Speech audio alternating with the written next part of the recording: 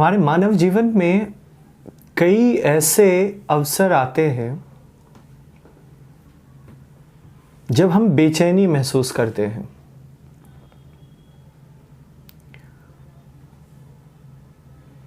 कुछ दिनों पहले कुछ लोग मुझसे मिले, उन्होंने मुझसे पूछा कि आखिर इंसान बेचैन क्यों होता है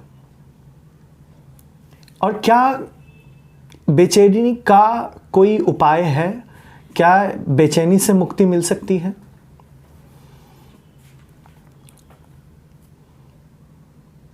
बेचैनी को अगर हम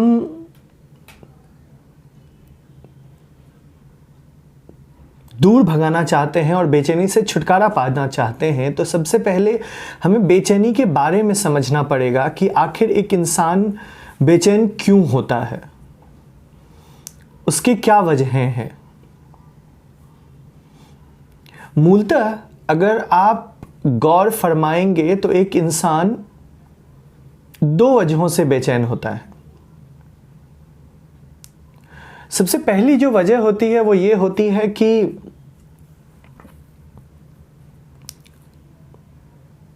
उसका अपनी परिस्थितियों पर कब्जा नहीं होता है, यानी कि वो जो चाहता है वो नहीं होता है, तो उसकी वजह से इंसान को बेचैनी महसूस होती है। और दूसरी वजह ये होती है जब एक इंसान निर्धारित नहीं कर पाता है और समस्याओं में फंस कर रह जाता है, वो रास्ता नहीं ढूंढ पाता है। मूलतः इन्हीं दो वजहों से बेचैनी होती है। जब बेचैनी के पहले वजह की बात करते हैं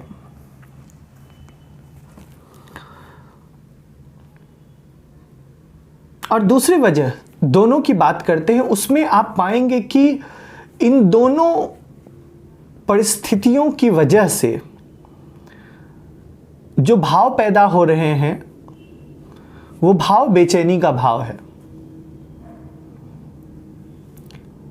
और इन दोनों में जो सबसे बड़ा कब्जा है हमारा, यानी जिस चीज को आप कह सकते हैं कि हम कंट्रोल कर सकते हैं, वो बाहर की वस्तु नहीं है, वो हमारी वस्तु है, हमारे अंदर की चीज है। वो बाहर की परिस्थिति नहीं है, वो हमारे अंदर घटित होने वाली परिस्थिति है।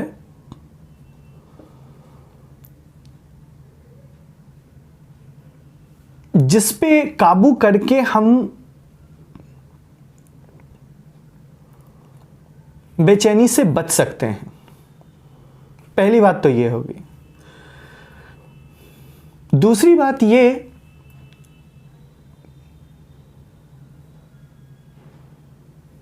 कि बेचैनी महसूस जो है वो मन से होती है, और मन का जो स्वभाव है वो स्वभाव ही ऐसा है जिसमें अगर आप मन को एक तरफ ले जाना चाहें तो मन दूसरी तरफ जाना चाहेगा, और मन को दूसरी तरफ ले जाना चाहे तो वो कहेगा कि पहली ही तरफ सही था, उसी तरफ चलना चाहिए था। तो मन कभी भी एक रास्ते पे चलता नहीं है। तो बेचैनी का जो भाव है वो भाव पैदा होता है मन से। मन का मतलब है विचारों से, और विचार जो हैं वो हमेशा इंसान के अंदर उठते हैं।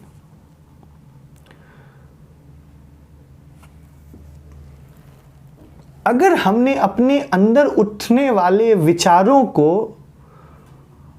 वस्तुतः बिल्कुल उसी तरीके से समझ लिया तो हम बेचैनी से पूर्णतया मुक्त हो जाएंगे।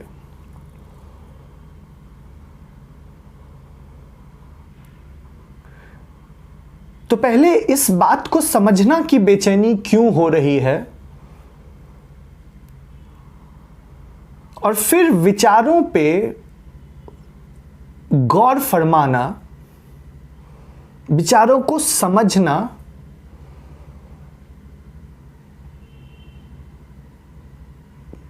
आपको बेचैनी से मुक्ति दिला सकता है।